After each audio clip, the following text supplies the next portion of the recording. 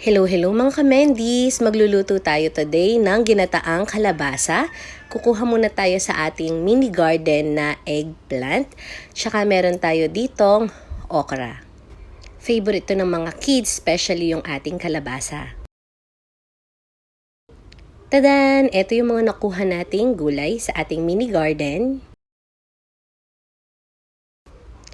In a pan, maglalagay tayo ng butter and i-melt muna natin ito. Low heat ang gamit natin. Lagay tayo ng sibuyas. Then, i-mix natin. Isunod na natin ang ating bawang.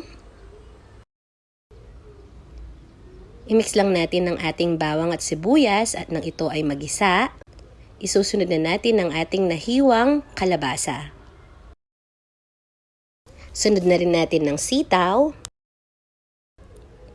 And yung ating eggplant and okra na galing sa ating mini garden.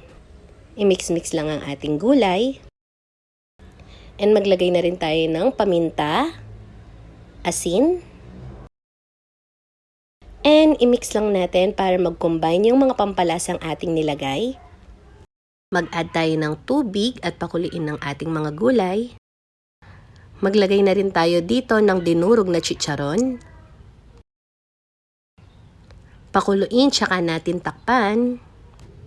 In a bowl, maglalagay tayo dito ng nor ginataang gulay. Baka naman.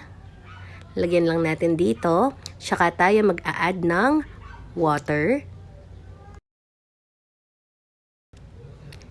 I-mix lang natin. Tsaka na natin i-add sa ating mga gulay.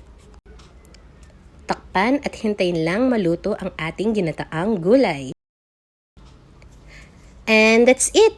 Ginataang gulay, alamendis. Masarap to. Try nyo. Mangantana!